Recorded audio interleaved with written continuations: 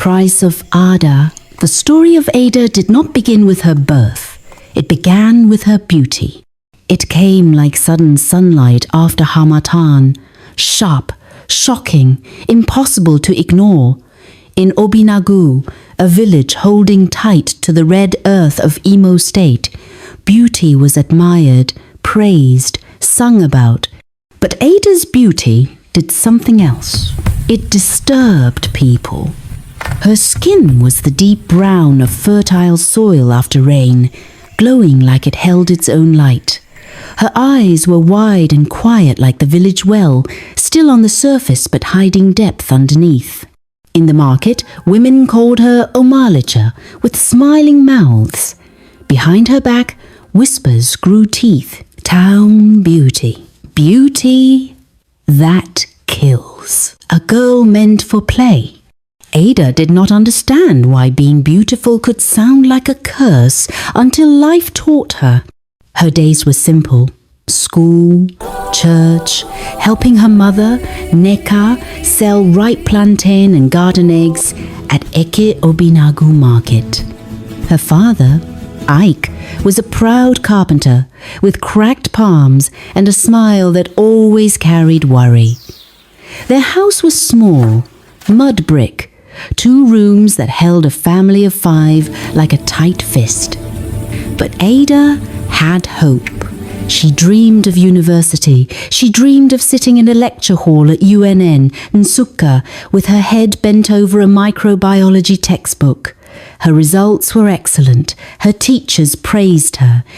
In her mind, the future was not something far away. It was something close enough to touch. Then the rains came. Not normal rain, not the kind that fell and left. This one stayed like a siege, day after day, night after night, flooding the village paths and turning the ground into moving mud. On the 5th night, the back wall of their house, weak from the downpour, gave up with a sound like a dying giant. The collapse swallowed everything. Ike's toolbox, Neka's wedding trunk, Ada's certificates, her proof, her ladder, her escape. They ran into the storm half-dressed, shivering under a neighbor's shelter, watching their life wash away. That was the day poverty stopped being a word and became a mouth open, hungry, and loud. 2 days later, Ike's brother arrived. Uncle Chibuzo came in a fading Peugeot 504, belly full, eyes sharp. He stood over the wreckage like a man inspecting a failed project. Then he looked at Ada and stayed looking a little too long. "Brother," he said, voice heavy with seriousness he had practiced, "you cannot stay here. You and Neka and the small ones will come to my compound. We are family." Ike's face tightened with relief. "And Ada," Uncle Chibuzo continued smoothly, "will come with me to Enugu. My wife needs help with the children, and Ada can continue schooling there, better schools." It sounded like rescue. It sounded like God remembered them. Ada hugged her mother at the motor park with tears in her eyes and hope in her chest. She thought she was leaving Obinagu for a better life. She did not know she was being carried to a quiet slaughter. Enugu hit Ada like a slap of noise and concrete. Uncle Chibuzo's house in Independence Layout looked like a showroom, velvet sofas, big television, generator that roared every evening like a beast that never slept. Everything shined, yet the air inside the house felt tight. Auntie Nkechi, Uncle Chibuzo's wife, was thin and nervous. She moved like someone always listening for trouble. She rarely looked her husband in the eye. The help with the children became Ada's whole life. Nanny, cleaner, cook, errand girl. She woke early. She slept late. She was never done. The better school never came.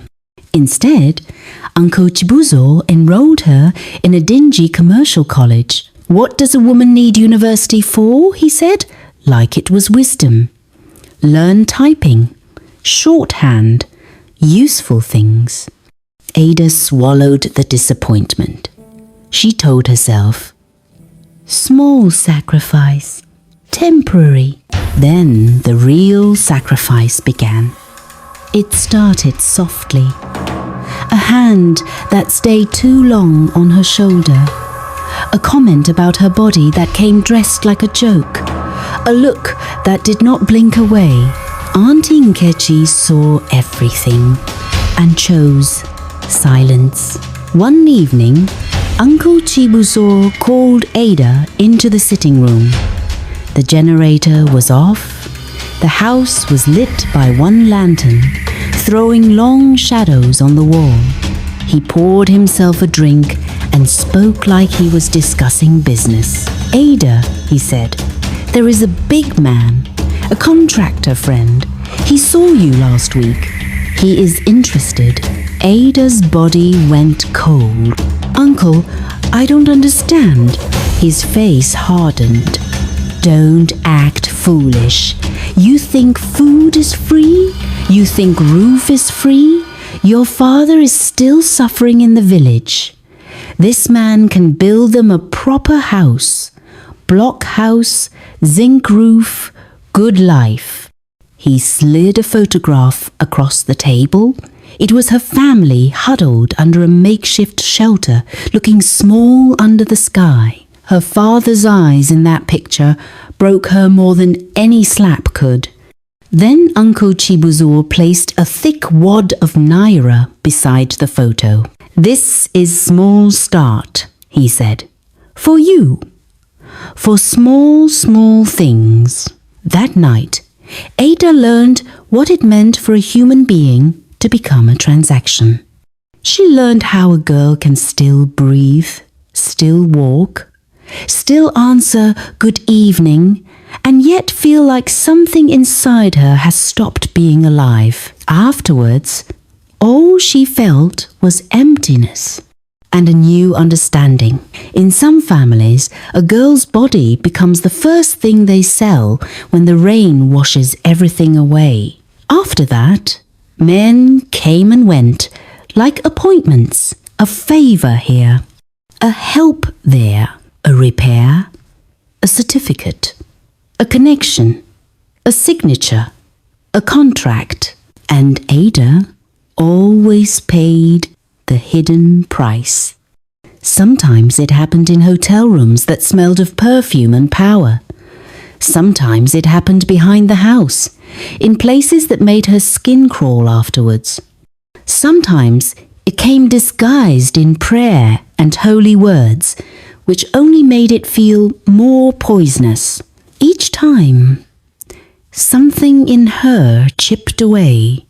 So she built a fortress inside her mind, a cold place, quiet, untouchable. Her real self lived there, far from her own body. Her body became the thing people used to solve their problems. And the worst part? The village celebrated Uncle Chibuzo as a savior.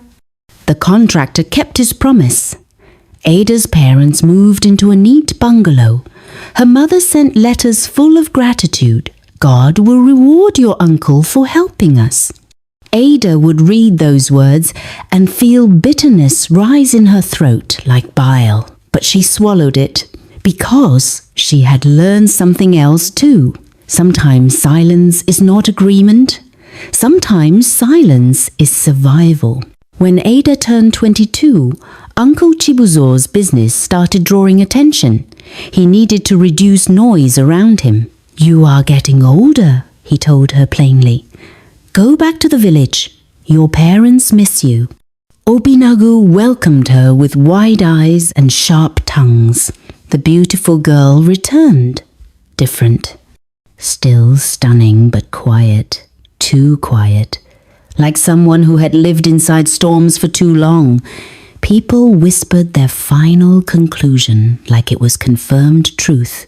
She's spoiled in the city. Her father, now sitting in a blockhouse built by her silence, looked at her with caution. Her mother fussed over her, but could not hold her gaze for long, because they had benefited, and deep inside they knew. Then came the Owu festival drums, masquerades, dust, heat, laughter. The village square shook with sound. The Ikoro drum spoke like thunder. That day, Ada saw a man standing under an ancient ukwa tree. He wasn't dancing. He wasn't chasing women with hungry eyes. He was simply watching, calm, thoughtful, glasses on his face, like he belonged somewhere quiet. Their eyes met. He did not smile the way men smiled at her. He only nodded small, respectful, like he recognized her as a person. Then he turned and walked away. Ada felt something strange move inside her chest. Not desire, not fear. Something else. She later heard he was the new teacher posted from Enugu. Educated, quiet, Aruma himself. Their second meeting happened under the same ukwa tree days later. The silence after the drum is louder than the drum, he said softly. Ada didn't look at him. You talk like a book. I am a book, he replied. He held out a worn copy of No Longer at Ease. The protagonist is caught between two worlds, he said. I think you might understand him. Ada took the book. Their fingers brushed. Nothing electric happened. No hunger, no grabbing, no hidden demand. Just human. GK became a slow revolution. Not big speeches, not dramatic promises, just consistency. At the borehole, he spoke about water and the earth. At the market, he pointed out patterns and geometry in woven baskets. He brought her books like gifts that did not ask for repayment. One day, under the ukwa tree, Ada finally asked in a voice that sounded like it had not been used in years. Why do you bother with me? You hear what they say. Chike cleaned his glasses slowly. I hear what they say, he said, but I read people. And you are a complex text. The crowd reads only the title. I'm interested in the chapters. For the first time in years, Ada felt the fortress inside her crack. A tear slid down her cheek. Chike saw it and did not shame her with questions. He simply stayed. Chief Okonkwo wanted a fifth wife, a trophy, a final decoration for his old power. At the Ofala festival, he saw Ada and decided she would be his. The summons to Ada's father's house was formal. Chief Okonkwo sat with aides. Uncle Chibuzo came quickly from Enugu, smiling like a man arriving to collect his percentage. I have chosen your daughter to be my wife, the chief announced, like he was awarding a prize. She will want for nothing. And her family, an aide dropped a heavy cola nut bag on the table. It clinked wealth speaking. Your son will get a council job. Your compound will be paved. A Toyota Hilux will arrive tomorrow for you, Ike. Ada stood by the door, feeling like air. Her father looked at the bag, then at the chief, then at his daughter. His throat moved. It is a great honor, he murmured. Her mother made a small sound, half cry, half choke, but her body remained still. Uncle Chibuzo smiled wider. She is a good girl, he said quickly. Well trained, Ada watched them finalize her life like people signing papers. And she understood something clearly. They were not marrying her. They were selling her again. Ada runs to Cheek. That night, Ada went to the school compound. Chike was grading papers under a kerosene lamp. "They have sold me," Ada said. Calm voice, dead eyes. "To the chief, for a truck and paved stones."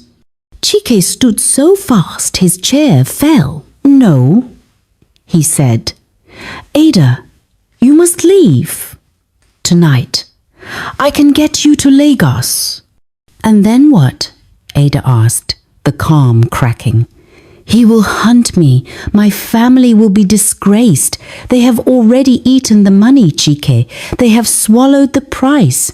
Chike held her hands. "Then we fight," he said. Ada's voice dropped into a whisper heavy with years. "I am tired of fighting."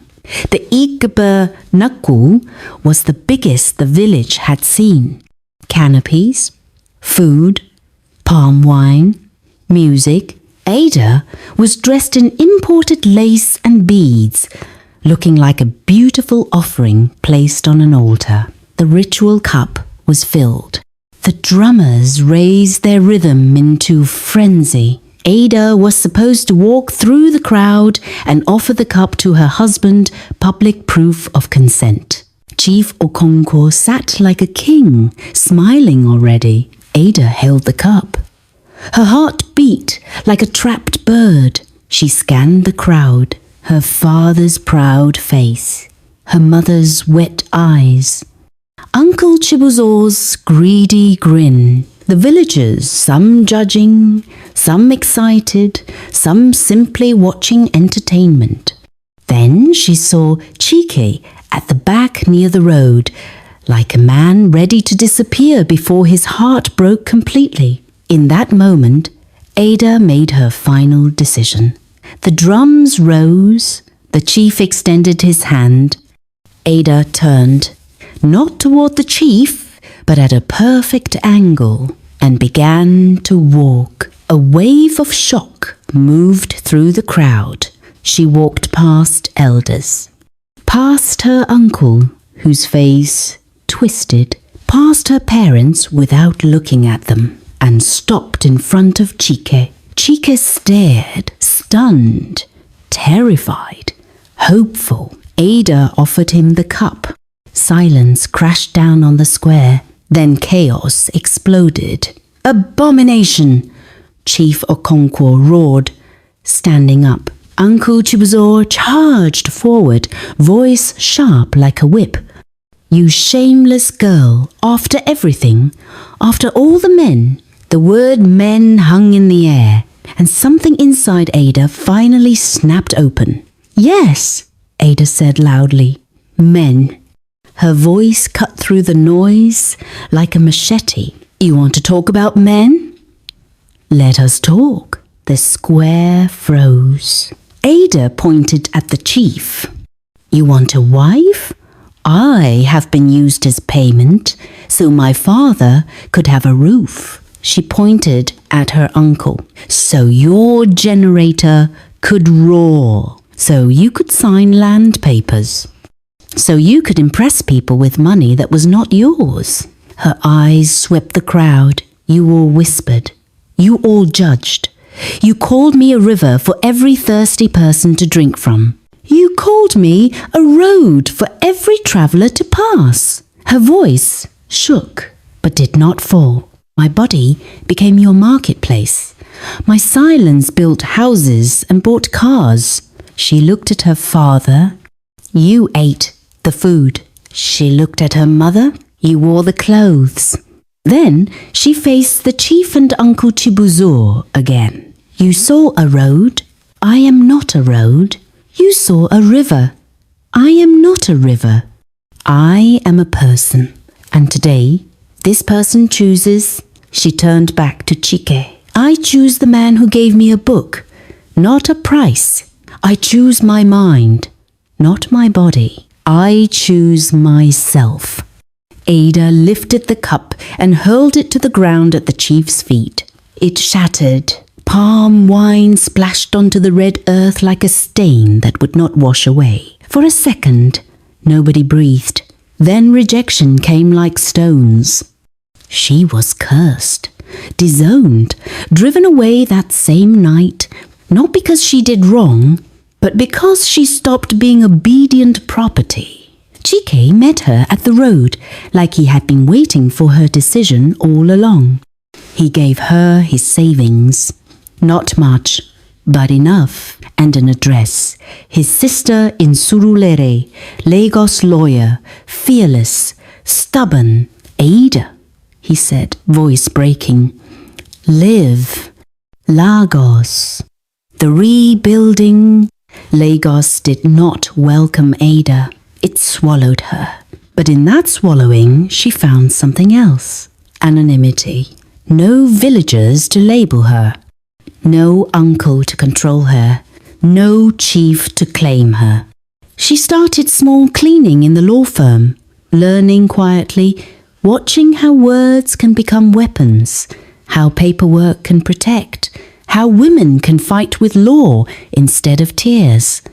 She sold recharge cards, sold okrika, saved every kobo, night school, early mornings, late nights, slow rebuilding. Chike's sister did not pity her. She trained her. Your story is not your shame, she told her. It is evidence. Years passed. Pain did not vanish. But it stopped controlling the steering wheel of her life. Ada became a woman who could look at a room and not shrink. She built a logistics business, small at first, then growing like something stubborn and alive. And when she finally returned to Obinagu again, she returned as someone the village could not name with their old words. Not spoiled, not run around, not property. She returned as Ada Obianuju Chikelu, a woman with her own money, her own voice, her own choices. She did not return to beg for love. She returned to build, not her father's house, a future for girls. The Adalbi Girls Leadership Academy and Vocational Centre rose beside the old community school bright paint, new desks, solar light, books that smelled like possibility. At the opening ceremony, the same crowd gathered. Quieter now, respectful now. Uncle Chibuzo was brought forward older, sickly, reduced. He fell to his knees in the dust. Ada, forgive me, he cried. I was blind. The devil used me. Ada looked at him like a calm lake. The devil did not use you, she said quietly. You made choices. I forgive you, she added, for my own peace. Then she paused, voice steady, final, but forgiveness is not a ladder back into my life. You cannot unbuild the house of my suffering because you now need shelter from the rain. Goodbye. She turned away toward the school, toward the girls sitting with bright eyes, toward a life that was finally hers. Chike stood beside her, now her husband, headmaster, partner. His hand found hers the way it always had, gently, without ownership.